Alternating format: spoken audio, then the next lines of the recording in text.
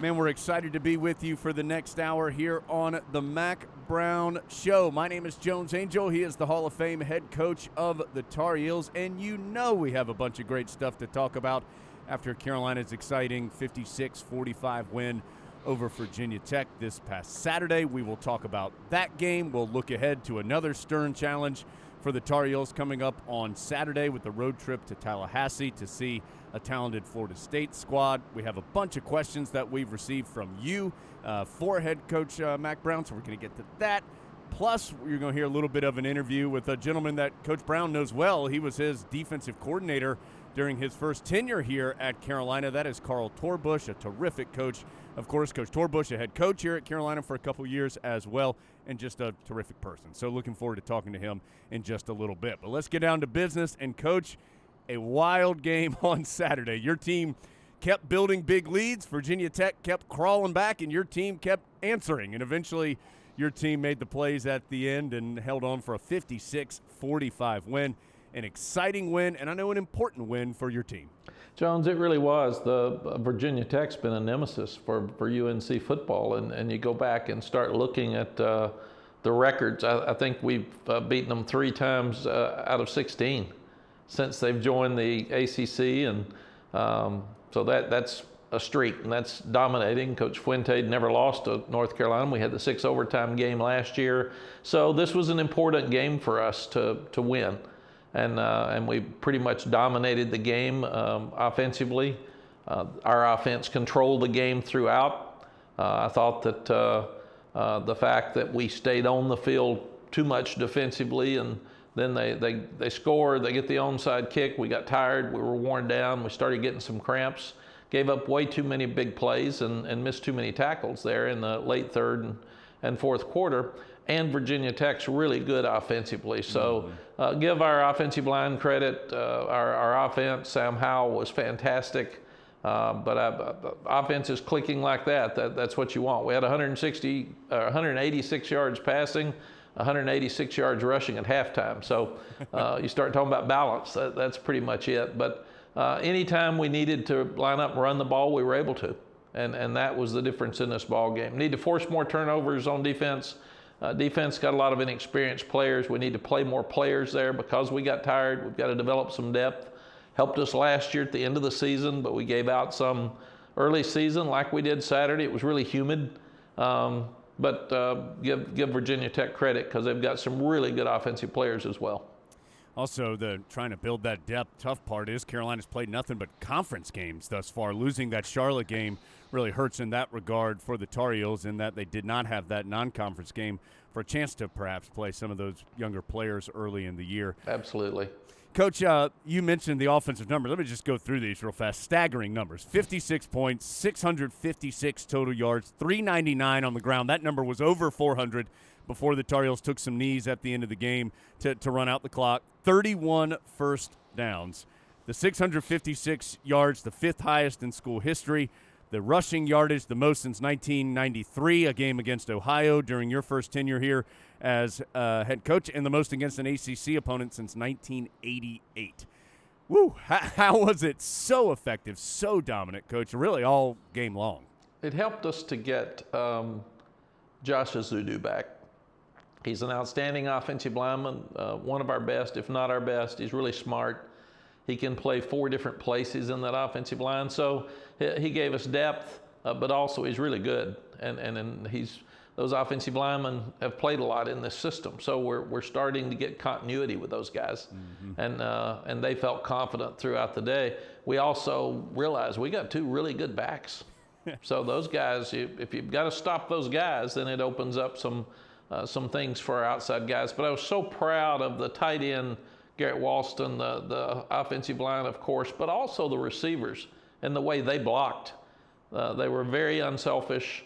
They fought and competed, and they were proud of the rushing yards. And that's when you're starting to get better as a team, Jones, when guys just want to do things to help you win. And it's not just about them, and they're taking as much pride in their blocking as they are catching a ball. And then that's what I saw out there on Saturday afternoon.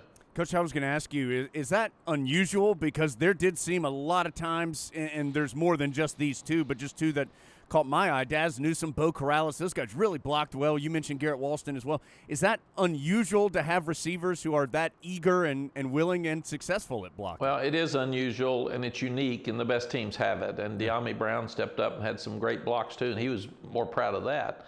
And it's a good day offensively when you can go back and say, Sam made one bad throw. It was a little bit behind De'Ami on an out. Michael Carter dropped a ball that would have been a first down on third down, and De'Ami dropped 2 balls. So there's 4 plays on offense that you'd like to have back. And out of 60-something plays, that's a pretty good day. Coach, you mentioned defensively you're down 3 starters on the defensive side against Virginia Tech, a team, as we know, that we talked about last week, can really move the ball. It was a tough task defensively, especially as you mentioned in the second half as that game wore on. But it also felt like your defense made enough plays to make it happen. A sack by Tamari Fox was a big play in the second half, so made just enough to make it happen for your team. We did. We hung in there, but we've got to play better defensively. We don't have a lot of depth. That's a responsibility on us as coaches to play more of the young guys, and we're in close games, and we didn't have that Charlotte game, so we're not having opportunities to just put them in there, and it's hard to get a lot better beyond the point of just fundamentals and doing things in practice. You got to play, and you got to play in a game. So we got to get Des Evans in there more. We've got to get Miles Murphy in there more, and Kevin Hester in there more, and we're just going to have to play more guys because we didn't play as well in our front 7. They blocked us pretty well, and Herbert's a really good offensive back. So we knew that coming into the game, and then you add Hooker coming in and his ability to run at 6'4", 220 or whatever he is. He's a big, good-looking guy at quarterback. So that adds the quarterback run game and his ability to throw the ball. They've got a good offense. Coach, let me ask you just about one more thing on defense, then we're going to take a break, get to some more stuff with Coach. You had 2 players back in this game, Patrice Renee and Cameron Kelly, seeing their first extensive action since serious injuries a season ago. How did those guys respond and perform in their first action in a while? Like you would think, both of them made some really good plays. They played well enough to win. Both of them had some rust, and we gave up some big plays in the passing game. So if you look at what's happening right now in our secondary, Don Chapman hasn't played very much football here. He's a 3-game sophomore and played about half of last year. Cam Kelly hadn't played any. He played a quarter or something against Clemson and then got hurt and has to go through the rehab. Patrice Renee played a game and a half.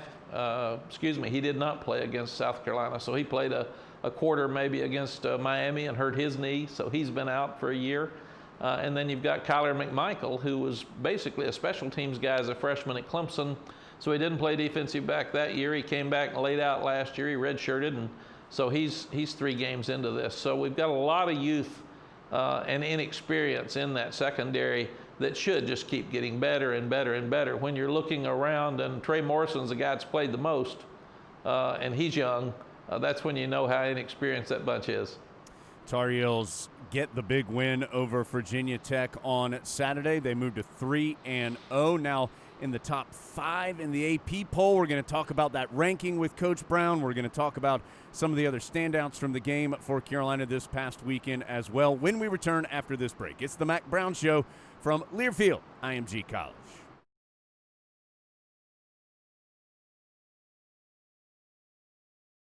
Back on the Mack Brown Show. Thanks so much for being with us today, no matter how you are listening or watching this afternoon or evening. We're so glad that you decided to join us, and we have so much great stuff to talk about with the Tar Heels ranked number 5 in the country in the AP poll, 3-0 for the first time since 2011. Want to talk to you about that ranking in just a second, Coach, but first let's do the Champion Watch, where we take a look at some of the statistical champions for the Tar Heels from the previous week, brought to you by UNC Health. The team at UNC Health is dedicated to caring for champions of all kinds. That includes you and your family. See their lineup at unchealthcare.org/sports. And as you can imagine, in a game where Carolina put up 656 yards, a lot of statistical champions from this one. Michael Carter, a career-high 214 yards. He is now 10th all-time at Carolina in rushing yards. Javonte Williams, a career high, 169 yards rushing. He had 224 yards of total offense. Last 2 weeks, that is now 337 yards of total offense for Javonte for Carolina. Sam Howell, 3 touchdown passes. He's now at 44 for his career, 5th all-time at Carolina. He's also 8th all-time in UNC history in yards. He passed a player that Coach Brown knows well, Mike Thomas, in this past game. And De'Ami Brown, 15 receiving touchdowns now in his career. That ties him for 9th all-time at Carolina with Sam Aiken and Eric Highsmith. So some good names, that these current guys that are good names that are being able to pass on some of these all-time lists for Tar Heel football. All right, Coach, I mentioned that poll number a couple of times. Tar Heels now number 5 in the AP poll, number 6 in the coaches poll. Some other ACC teams, Clemson still number 1, Notre Dame at 4, Miami 13, Virginia Tech 23. Coach, that is rarefied air there in that AP poll. First time since your first tenure here in Chapel Hill that Carolina has been ranked that high. What does that ranking mean to you and to your team? Well, first, Jones, it's fun.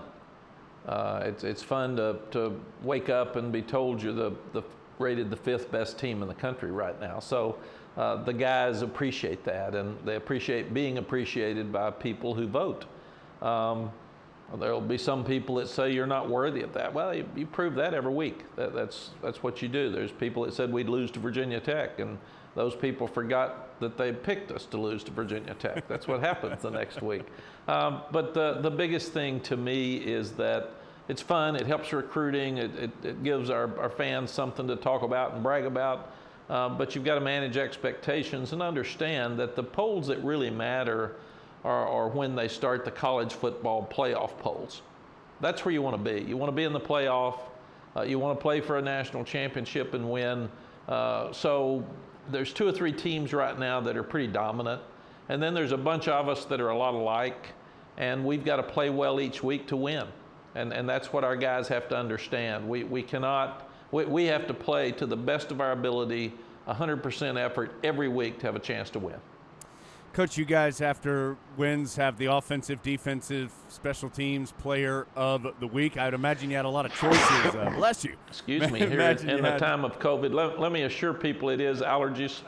It's not COVID. So that's all right. Always makes us nervous this time of year. I'm sorry, but at least we're in different studios, so it won't affect you. Coach, a lot of choices this week with so much success on the field. Can you share with us who your staff singled out as some of your best players this past week? Yes, Jones, it could have been everybody on offense. Every player played that well, but we felt like that the game was dominated by our offensive line. So the offensive players of the game were our offensive linemen. The defensive player of the game was Mcmichael because he was out there on an island by himself and played really, really well. He gave up 1 completion. He did have an interference call and a batted down ball. And then the special teams player was tough because Grayson Atkins was 100% with his extra points. Ben Kiernan punted for over a 45-yard average. But the guy that has just been dominating the kicking game is Jonathan Kim. He kicks the ball out every time on kickoffs, and then the one time we got the unfortunate, unsportsmanlike penalty, which we cannot have, moved us back. He kicks it off, and he tackles the best kickoff returner in Herbert in the country himself and keeps him from having a huge gain. So they get the ball to 37-yard line, minus 37. So Jonathan Kim was our special teams player of the week again this week. Coach, 2 more quick questions, then we're going to take a break and start getting to some questions from Tar Heel fans for you. You mentioned the third quarter. It got a little stressful there in the game as Virginia Tech made a bit of a run late in the third quarter. We saw how your team responded on the field in a big way with a couple of key offensive drives, a big defensive stop after that. What was the mood on the sideline? Was that something where the coaches had to manage, say, hey, guys, calm down, or was your team still pretty confident while Virginia Tech, a good team, was making a push? I do think that the mood on the sideline is we're going to win the game, but come on, man, let's get a stop. Let's get a turnover. Let's do something here to put these guys away. We wanted to play a lot of other people. And if we had done what we should have done in that third quarter, we would have been able to get a lot more experience with younger players in the fourth quarter, and we didn't do that. So the onside kick, the fact that we misjudged the ball to the tight end that we could have intercepted and possibly run back for a touchdown, he ends up catching it and running it down to the 20. Those plays hurt us. And they had 20 unanswered points in the third quarter. And then unlike last year, one of our goals was to dominate the fourth quarter, and we totally dominated the fourth quarter. And time of possession, we had over 10 minutes in rushing yards and points. So we really felt like that we had to step up and put the game away, and that's exactly what we did. I was also very impressed with our offense that with about 10 minutes left, we started killing the clock and still running the ball. And a lot of times when you slow things down, your offense slows down too, and you're not as successful. But our guys were patient. Sam did a tremendous job of handling the clock, and at the same time, we were just as productive. Coach, all three of your games have been dramatically different, just in the way that they've played out, and yet your team has been the team that's been standing at the end. What do you think that says about this group, that they've proven they can do it in different ways and different styles? They're learning how to win. And that's something we didn't know how to do last year. We jump out and beat South Carolina. We come back and beat Miami, and we're all excited. And then didn't play well at Wake and didn't play well against Appalachian State. Come back and play well against Clemson, but can't finish, can't win. And then we're kind of up and down in the Virginia Tech and Pitt games where we had our chances but couldn't put them away. So right now, I've told the guys the only thing that matters is you win. That we're not perfect as human beings. We're sure not going to have perfect games. And we're going to have to fix things every week. And where fans gripe about what's messed up, what we want to do is we want to fix what's messed up and make sure it doesn't happen the next week if possible, so we can keep winning. But when you look at sports in general, the only thing that matters is that you give it all you've got, give it 100% every week, create an edge every week, and then win the game. And it doesn't matter how. I've told the guys, if you win 3-2 or 57-56, it doesn't matter. It's a W, and we go get everything fixed and go back to the next week. And the weirdest thing about sports too is that the offense may absolutely stink next week, and then the defense may play great. So it's just weird. I mean, you're dealing with human beings here, and as I've said, the game of football is very, very simple. You got to run it. You got to stop the run. More turnovers you can get and protect the ball good, you win. The better kicking game you've got, you're better off. Have fewer penalties. People are complicated, and that's why people play different every week, and that's why this game is so much fun and it's so unique, and people like it so much because you never know who's going to show up, and that's your team or the other team. So the more that you can get your team as a coach and your staff as a coach to show up and do things well each week, the better chance you have to win. Tar Heels have done it every week thus far, 3-0 for the first time since 2011. We're going to take a commercial break, come back, start getting to some of your questions. For the head coach of the Tar Heels, it's the Mack Brown Show from Learfield, IMG College.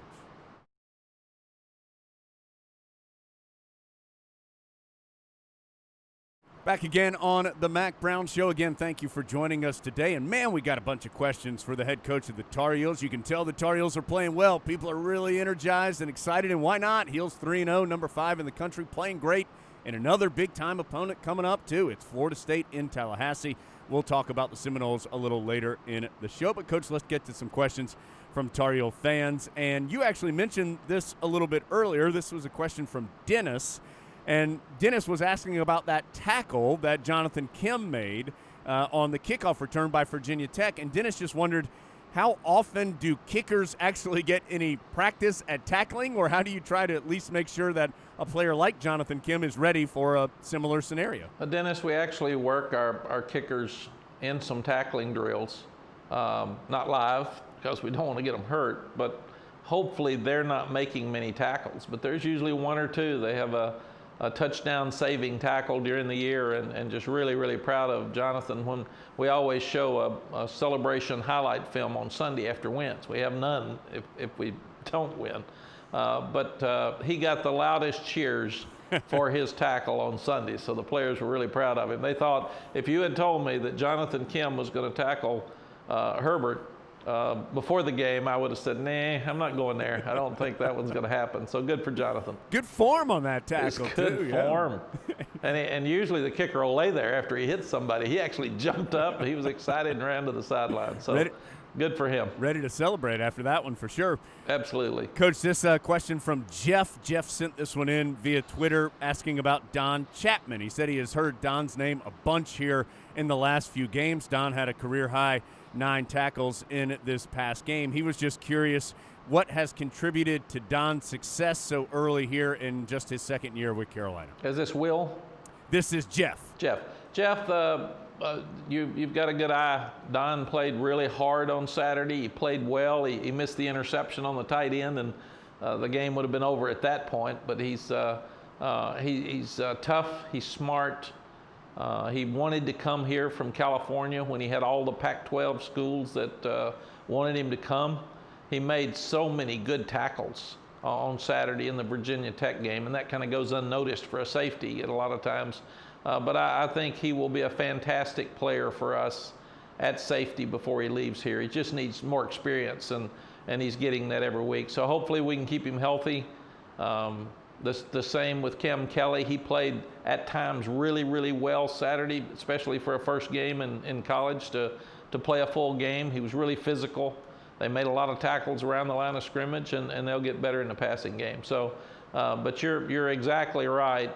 Don is one of our better players right now. Coach, we had several people ask some form of this question. Sam Howell has taken some pretty nasty shots sliding this year. Twice he's taken a hit while trying to slide. And a lot of people asking, is there something you can do about that? Is that something you can bring to the attention of the conference? Is there something Sam can do? I know people are worried about him taking those hits when he's sliding to the ground. It's a good question. The other team wants him out of the game. Right. I mean, he's really good. And he never slid in high school. He was a big, strong guy, and he ran over everybody, and he was proud of that. So we're working on sliding. But I think the call was right on Saturday, and it was a targeting call, and the young man was ejected from the game that hit him, and that's all we can do is just keep bringing it to the attention of the officials and make sure that they protect quarterbacks across the country, not just Sam. Thankfully, Sam okay after that play. Of course, went on to have a terrific game for the Tar Heels. Sam is tough, too, by the way, for our fans. He's not a regular quarterback that stands around, doesn't want to participate, doesn't want to run, doesn't want to get hit. He's tough, and he competes every day, practices every day. He is a really, really special young man outside of all the good things that our fans see on the football field. Over a 3-0 Jones, got really strong faith, a really good team leader. I can't say enough good things about Sam Howell. And, Coach, isn't it funny how Sam now goes 23 for 28, 3 touchdowns, and everybody just kind of goes, oh, yeah, well, that's just Sam. That's expected from him, I guess. Well, and after a game like that, Sam says, yeah, I threw that one low to Diami. I said, yeah, I've forgotten about that one. We'll let that one slide. We'll let that slide. Coach, after this break, had an opportunity to chat with Carl Torbler, someone you know, of course, very well, defensive coordinator during your first tenure here, just an excellent football coach and a great person. And I know he was instrumental in helping you build Carolina football during your first tenure here in Chapel Hill. Yes, we actually hired Carl from being the head coach at Louisiana Tech. And he did an outstanding job for us. We had the best defense in the country. He continued on when I left here to be the head coach. He would have come to Texas with us if he had not stayed here, and just recently inducted into the Tennessee High School Sports Hall of Fame. So I'm really, really proud of Carl and all he's accomplished, and not only the fantastic job he did on defense, but the many lives that he touched personally. He's a good person. So you'll hear that conversation, some of the conversation with Carl Torbush. Adam Lucas and I conducted that interview on the Carolina Insider podcast. You'll hear some of that. Take another break after that. We're back with more questions for Coach after this on the Mack Brown Show from Learfield, IMG College.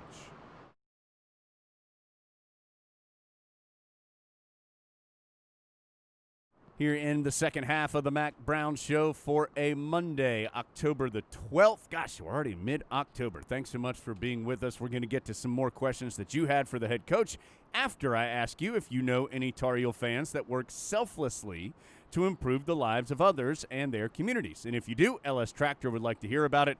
LS Tractor and the Tar Heels have partnered up to recognize hometown heroes from throughout the state. You can visit goheels.com/hero. Nominate someone you know to be recognized later this season. And it's all brought to you by LS Tractor, proud partner of Carolina Athletics. And, Coach, a couple of good questions, or a lot more good questions that we received today. This one comes from Jeffrey. Jeffrey says he knows you've had a bunch of great running back individuals and duos during your time in the game of football. He mentioned a couple here at Carolina, including Natron Means and Randy Jordan in the 90s. The Johnson brothers, of course, not actual brothers, but Johnson and Johnson, Curtis and Leon there in the mid-90s. And Jeffrey wondered how Javonte and Michael maybe compare to some other great duos that you've had, and what is it about them together that makes them so good? Jeffrey, Coach Moody, Daryl Moody, who coached the two groups of running backs that you were talking about when he was here, and I were talking yesterday, excuse me, just about that, who are the best combo of running backs we've ever had. And we really feel like that Michael and Javonte right now are probably the best two that we've had at one time. All those others were great ones. They won a bunch of games. They did a lot of great things. These two can catch. Both of them can catch. They can run with power inside. They've got the speed to be outside, and they've got very good patience. So we think both of these guys are two of the best backs in the country, maybe the best combination in the country, and both of them have NFL written all over them when they get through here. So we're really, really proud of what these two guys are accomplishing. And you never want to jinx them, but they take care of the ball. They know how important that ball is, and as many touches as they get, they've got to make sure they do it. So they're the complete back. Both of them are for this combination. Coach, it seems like they also get along so well and want the other one to have success just as much as they want to have success. I would think that would help that relationship and that production on the field. Yes, they really respect each other. They admire each other's work. Neither of them ever mentions who got more carries, who got more touchdowns. Why'd you take me out, man? I got it down there. You should have let me score. They're totally into team. They're two of the nicest young men that I've ever been around, and that's fun to watch them have success. All right, Coach, Lisa sent this one in. She sent it in via Twitter and said she heard you, after the game against Virginia Tech, mention missed tackles as something that you felt like the Tar Heels did too often in that game. And she wondered, when you identify something like that, do you put extra emphasis on it the next week? And also for tackling specifically, Lisa wondered what kind of drills and things that you can do to improve in that area. Lisa, you definitely show it to them on Sunday, and they've got tremendous pride. People like you will ask them about it when you see them, say, well, why'd you miss so many tackles? So that emphasizes it, but we can't emphasize it anymore. We work on tackling every day. We have tackling drills every day. We have what we call thud, where you have to thud a guy up and hit him and knock him back every day. So I thought we tackled more poorly after we got tired. So I think it's more of a factor that we haven't been missing tackles in the first two games. So you got to give Herbert credit. You got to give the Virginia Tech players credit because they've got really good offensive players. They missed a bunch of tackles on us too. I think maybe we missed 20 and they missed 27 or something. So there were a lot of tackles missed during this ball game. But yeah, we'll continue to emphasize it and make sure that every angle and every approach to a tackle is in perfect position on the practice video every day that we practice. Coach, David Wood sent this one in, and David was asking about Ray Vohasek. Of course, Ray, one of the three starters on defense that the Tar Heels did not have in the matchup with Virginia Tech. David was wondering how Ray was doing and where you thought you missed him the most against Virginia Tech. Well, David, Ray's one of the best defensive tackles in the country. He can run. He's really quick. He can penetrate. And I thought, by and large, the offensive line at Virginia Tech handled our front seven because they ran the ball too well, and that was very disappointing. Again, they're very good. They've got a great offense. They were averaging over 300 yards rushing I didn't want to pat us on the back for holding them to 260. I didn't think that was a great accomplishment because they still ran the ball at will against us. But we need Ray back, and we've got to get some more depth in that defensive front, and hopefully he'll have a chance to be back this week.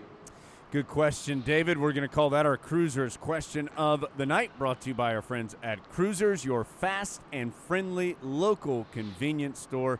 Cruisers, let's go. And we're going to go to a commercial break, come back, and to finish up the show, we'll preview Carolina's upcoming matchup with Florida State. That's when we return to wrap up the Mack Brown Show from Learfield IMG College.